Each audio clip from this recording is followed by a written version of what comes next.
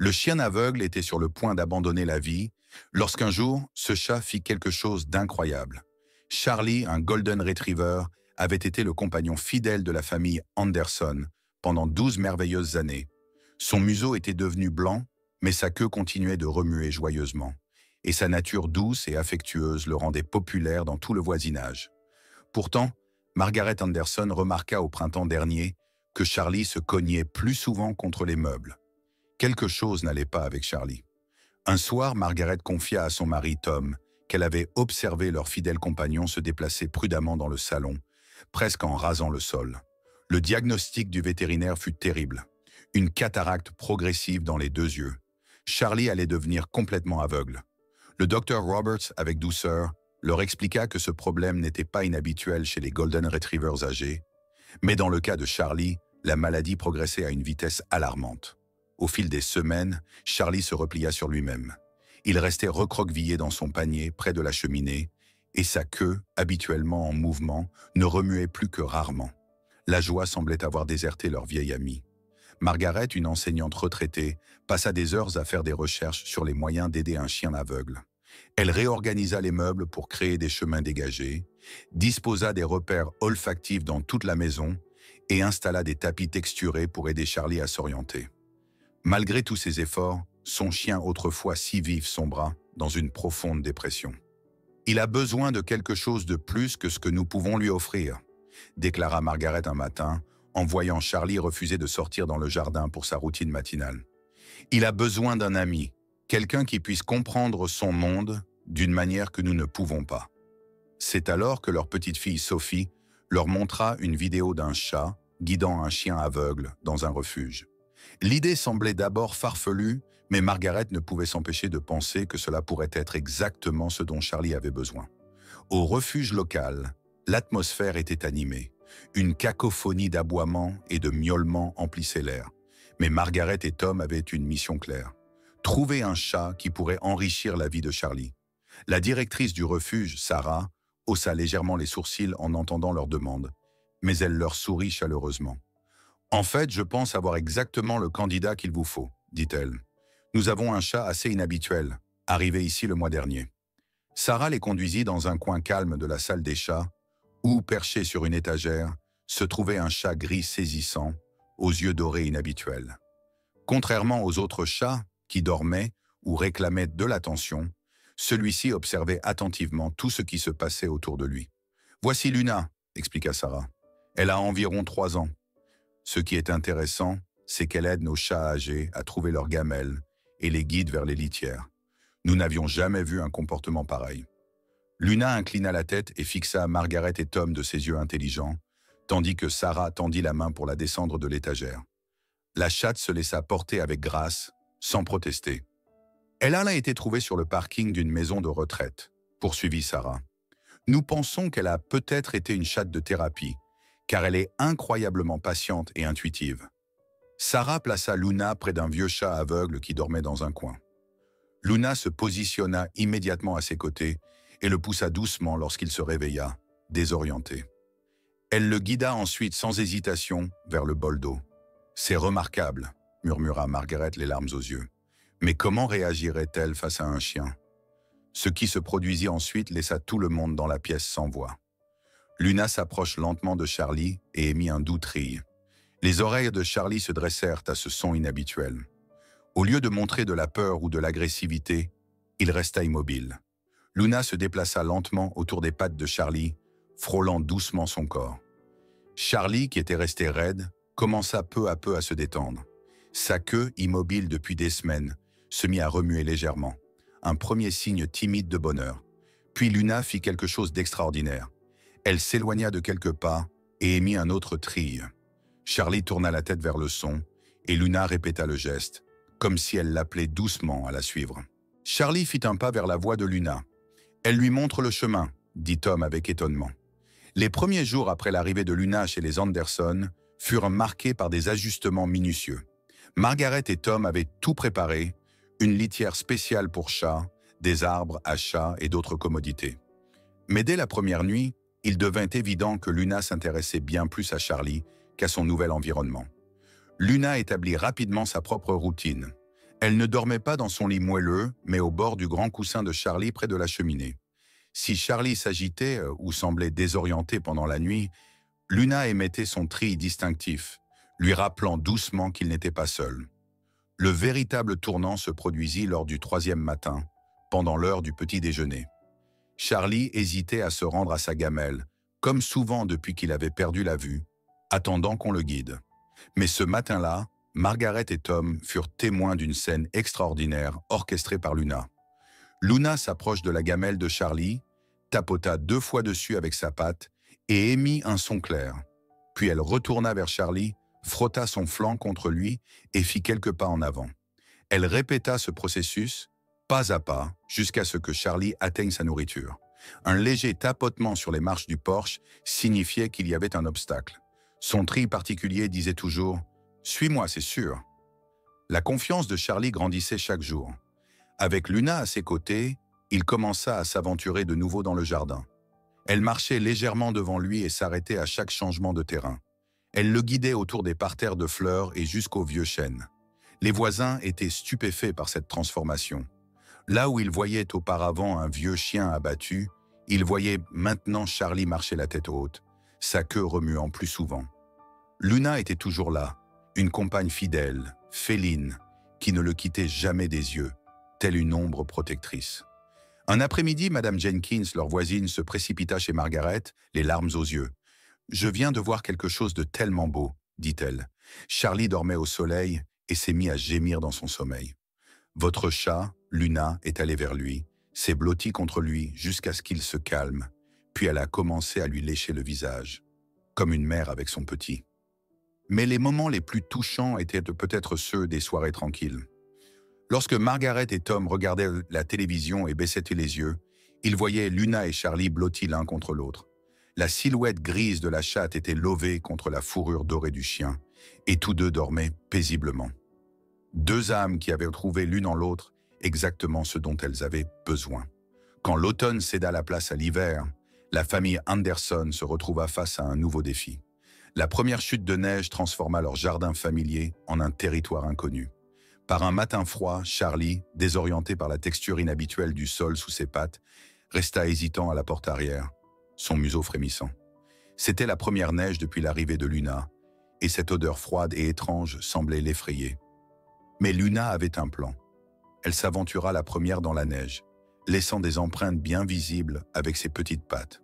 Puis elle retourna près de Charlie, secoua la neige de ses pattes à côté de lui permettant de la sentir lentement et méthodiquement. « Viens voir ça !» s'exclama Margaret depuis la fenêtre de la cuisine. Tom regarda, bouche bée, Luna traçait un étroit corridor dans la neige, en allant et venant. Elle revenait régulièrement auprès de Charlie, touchait sa patte avec la sienne, puis l'entraînait doucement plus loin. Elle créa ainsi un chemin sûr pour lui. « Ce chat est plus intelligent que la plupart des gens que je connais », s'émerveilla Tom. L'hiver apporta d'autres défis. Les journées plus courtes signifiaient que Charlie devait sortir plus souvent dans l'obscurité et le froid raidissait ses vieilles articulations. Mais Luna s'adapta à chaque nouvelle difficulté avec un remarquable esprit d'ingéniosité. Elle apprit à pousser de petits tapis avec son museau pour créer des chemins texturés à travers la maison. Si Charlie avait du mal à se lever le matin à cause de son arthrite, elle le massait doucement avec ses pattes jusqu'à ce qu'il soit prêt à bouger. La vétérinaire, le Dr Roberts, fut tellement impressionnée par leur partenariat qu'elle commença à documenter leur histoire. « C'est plus qu'une simple amitié », expliqua Margaret lors de l'examen de Charlie. « Luna ne se contente pas de l'accompagner. Elle résout activement des problèmes pour améliorer sa qualité de vie. C'est vraiment extraordinaire. » L'histoire de ce duo inhabituel se répandit dans la petite ville. Les gens venaient simplement pour voir Luna guider Charlie dans ses routines quotidiennes. On la surnomma le chat guide, et leur histoire fut même publiée dans le journal local. Mais le moment le plus magique arriva pendant la période de Noël. Les Anderson hésitaient à installer le sapin de Noël, craignant que cela ne perturbe la carte mentale de Charlie dans la maison. Cependant, Luna passa tout un après-midi à guider Charlie autour de l'arbre, l'aidant à comprendre cette nouvelle configuration temporaire. Le soir venu, la famille s'assit ensemble pour admirer les lumières scintillantes. Charlie était allongé sous le sapin, tandis que Luna s'était blottie à côté de lui. La chatte s'était positionnée de façon à ce que les lumières colorées projettent une lueur chaleureuse sur eux deux. C'était comme une carte de Noël vivante, et Margaret eut les larmes aux yeux d'émotion. Lorsque l'hiver laissa place au printemps, le partenariat remarquable entre Charlie et Luna eut des répercussions inattendues sur leur communauté. Le refuge local pour animaux, inspiré par leur histoire, lança un programme intitulé « Charlie et Luna ». L'objectif était de rassembler des animaux âgés ou handicapés pour qu'ils se soutiennent mutuellement. Un matin ensoleillé, Sarah du refuge appela Margaret d'une voix excitée. « Tu n'y croiras pas. Nous avons réussi. Nous avons jumelé 3 chats âgés avec des compagnons plus jeunes pour les aider et nous venons d'associer une dogue allemande sourde avec un petit terrier qui agit comme ses oreilles. » Mais l'impact le plus fort se produisit lorsque l'école primaire locale demanda si Charlie et Luna pouvaient venir leur rendre visite. Margaret hésita d'abord, inquiète de la façon dont Charlie s'adapterait à cet environnement inconnu. Mais Luna semblait comprendre l'importance de leur mission. Le jour de la visite, Luna guida Charlie avec une précision remarquable à travers les couloirs de l'école. Les enfants, assis en cercle par terre, regardaient avec admiration comment Luna utilisait différents signaux pour aider Charlie à se déplacer. « Voilà », expliqua leur enseignante, « ce qu'est la véritable amitié. Peu importe les différences ou les besoins d'aide, les vrais amis trouvent toujours des moyens de se soutenir. » Une petite fille en fauteuil roulant leva la main. « C'est comme ma meilleure amie qui m'aide à porter mes livres, » dit-elle, et son camarade assis à côté d'elle sourit avec fierté. La visite eut un tel succès qu'elle devint un événement mensuel. Le conseiller scolaire remarqua que les enfants confrontés à des handicaps ou des différences se sentaient plus confiants. « Si un chat peut aider un chien aveugle, » déclara un petit garçon, « alors peut-être que c'est normal que j'ai besoin d'aide pour lire à la maison. » Le lien entre Charlie et Luna continua de se renforcer. Luna développa une capacité presque surnaturelle à anticiper les besoins de Charlie. Elle savait quand ses articulations étaient raides et passait des nuits orageuses à se blottir contre lui, le réchauffant de sa chaleur corporelle. Quand le tonnerre effrayait Charlie, elle se collait encore plus à lui, ronronnant fort jusqu'à ce qu'il cesse de trembler. Un après-midi, alors que Charlie et Luna profitaient du soleil printanier dans le jardin, Margaret entendit 2 voisins discuter par-dessus la clôture. « Tu sais, » dit l'un, « avant, je pensais que les chats et les chiens ne pouvaient jamais être vraiment amis. Et je n'aurais jamais imaginé qu'un chat puisse aider de cette manière. »« Ça fait réfléchir, » répondit l'autre, « sur toutes les idées préconçues qu'on a sur qui peut aider, qui ou avec qui on peut être ami. » Margaret sourit en observant Luna guider doucement Charlie vers les marches du porche et attendre patiemment qu'il monte à son rythme, à sa manière tranquille. Ce duo improbable enseignait à leur communauté des leçons sur la compassion, l'adaptation et les possibilités infinies de l'amitié. Malgré les soins dévoués de Luna, le poids des années commença à se faire sentir sur Charlie. Mais l'attention de Luna ne faiblit jamais. Au contraire, elle devint encore plus vigilante. Un matin particulièrement mémorable, la famille Henderson fut témoin de quelque chose d'exceptionnel. Charlie semblait avoir du mal à se lever de son lit. Ses vieilles articulations étaient raides et il paraissait épuisé.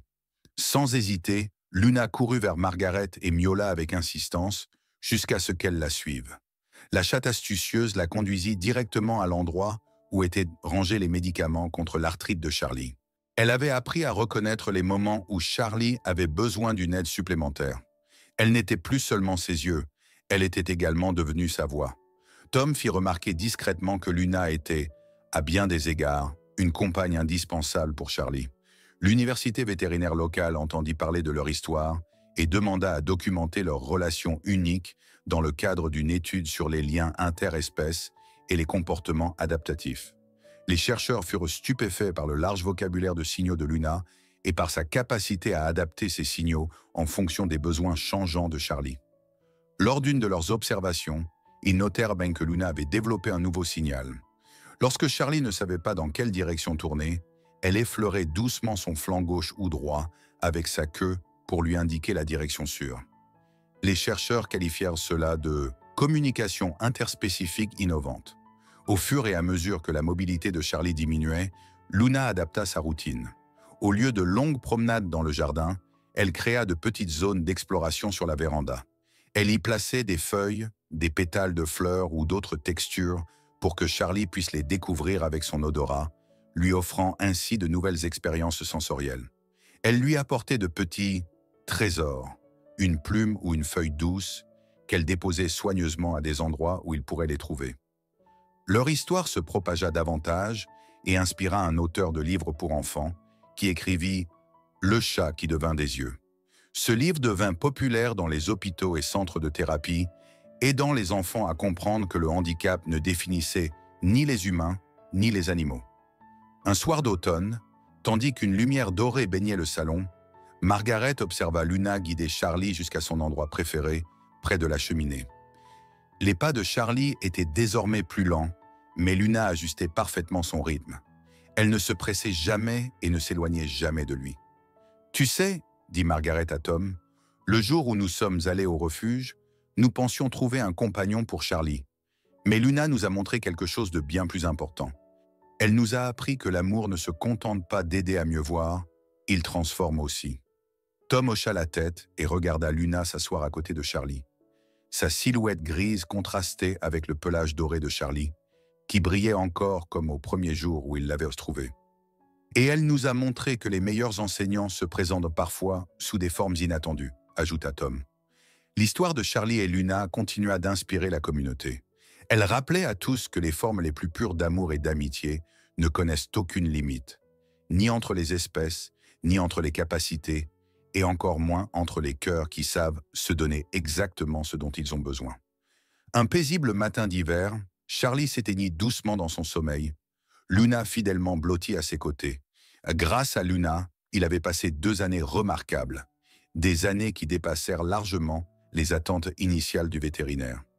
Luna n'avait pas seulement été une guide pour Charlie, mais également une raison pour lui de saluer chaque nouveau jour avec joie. Dans les jours qui suivirent la mort de Charlie, la tristesse de Luna était palpable.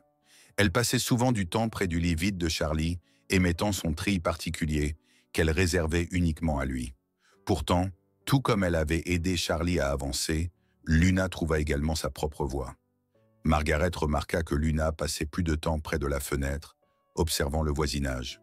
Un jour, elle se mit à miauler avec insistance et refusa d'arrêter jusqu'à ce que Margaret regarde dehors. Là, elle aperçut M. Peterson, un voisin habitant 3 maisons plus loin, qui peinait à avancer sur le trottoir avec son déambulateur. Il venait de rentrer de l'hôpital après avoir subi un accident vasculaire cérébral. Margaret l'invita à prendre une tasse de thé. Luna se dirigea immédiatement vers lui, adoptant la même attitude douce et patiente qu'elle avait autrefois réservée à Charlie. À la fin de la visite, M. Peterson sourit pour la première fois depuis son AVC. Cela devint une nouvelle routine. Luna semblait avoir trouvé un nouveau but, aider les personnes du voisinage confrontées à des problèmes de mobilité ou à la solitude. Le centre local de physiothérapie invita même Luna à travailler comme chat thérapeutique.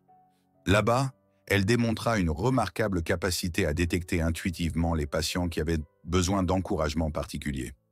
Dans le cadre du programme Charlie et Luna, une aile spéciale fut aménagée au refuge. Elle était dédiée à l'appariement d'animaux avec des besoins et des capacités complémentaires. Au-dessus de l'entrée du refuge, une grande photo de Charlie et Luna était suspendue. En dessous, on pouvait lire les mots « L'amour éclaire le chemin ». Le premier anniversaire de la mort de Charlie, les Anderson reçurent un colis inattendu. Il provenait d'une famille d'un autre État qui avait adopté un chiot aveugle grâce au programme Charlie et Luna. Dans le colis se trouvait une lettre et une photo de leur chiot aveugle, guidé de manière remarquable par un chat gris, exactement comme Luna. « Votre histoire nous a donné le courage de croire en de nouvelles possibilités », disait la lettre. Charlie et Luna ont montré que les plus grands gestes d'amour naissent parfois des amitiés les plus inattendues. Luna continua à toucher la vie des gens et des animaux. Lors des après-midi ensoleillés, on la trouvait souvent endormie à sa place favorite près de la fenêtre. La lumière faisait briller son pelage d'un éclat doré, exactement comme celui de Charlie autrefois. Des années plus tard, lorsque les habitants de la ville parlèrent de Charlie et Luna, ils ne racontaient pas seulement l'histoire d'un chien aveugle et de son guide félin. Ils évoquaient une leçon universelle sur la manière dont l'amour peut franchir toutes les barrières, dont la compassion peut illuminer les chemins les plus sombres et dont les formes les plus pures de l'amitié peuvent laisser un héritage inspirant pour les générations à venir. En fin de compte, Charlie et Luna avaient appris à leur communauté que la lumière la plus belle ne vient pas de ce que nous voyons, mais de ce que nous ressentons avec notre cœur. L'impact de leur histoire eut des répercussions inattendues. L'université vétérinaire locale créa une bourse appelée Charlie et Luna, décernée chaque année à des étudiants ayant démontré des approches innovantes pour aider les animaux handicapés. Les enfants qui avaient rencontré Charlie et Luna lors de leur visite scolaire n'oublièrent jamais les leçons apprises. L'une de ces enfants, Jenny Martinez, devint technicienne vétérinaire, se spécialisant dans la réhabilitation des animaux de compagnie handicapés. Elle racontait souvent aux familles de ses patients l'histoire du chien aveugle et de son guide félin, qui avait inspiré sa vocation. L'impact de Luna sur le programme de thérapie donna lieu à des recherches révolutionnaires dans le domaine de la réhabilitation assistée par les animaux. Des revues médicales publièrent des études sur le phénomène Luna, un phénomène où les animaux assumant spontanément des rôles de soignants montraient un développement cognitif accru et une intelligence émotionnelle exceptionnelle. Les Anderson conservaient un album photo spécial dédié au voyage de Charlie et Luna. Les pages étaient remplies de moments capturant leurs liens extraordinaires. Luna aidant Charlie à s'orienter dans le jardin au printemps, partageant un rayon de soleil un matin de Noël, ou encore guidant Charlie à travers son dernier automne, écartant délicatement les feuilles tombées sur son chemin. Après la mort de Luna, quelques années plus tard, les Anderson fondèrent un fonds au refuge local nommé le Fonds Lumière Guide. Ce fonds servait à couvrir les frais médicaux des animaux âgés et handicapés. La devise du fonds devint l'héritage de Luna. Parfois, le meilleur guide est un cœur ouvert. Aujourd'hui, dans le parc central de la ville, une petite statue en bronze représente un Golden Retriever et un chat marchant côte à côte. Les enfants s'arrêtent souvent pour caresser le métal lisse, tandis que les parents leur racontent l'histoire de Charlie et Luna, une histoire qui continue de transmettre aux nouvelles générations la puissance transformatrice de l'amour, de la patience et de la compréhension. La plaque sous la statue porte ces mots. Charlie et Luna nous ont appris que la véritable amitié éclaire le chemin à travers toutes les obscurités et que l'amour ne connaît aucune frontière. Parfois, au petit matin, certains disent qu'ils ressentent encore la magie particulière que Charlie et Luna ont apportée à la petite ville, dans la manière dont la lumière du soleil danse à travers les arbres, dans la douce bienveillance des animaux qui s'entraident, et dans les innombrables possibilités qui s'ouvrent lorsque nous apprenons à voir avec notre cœur.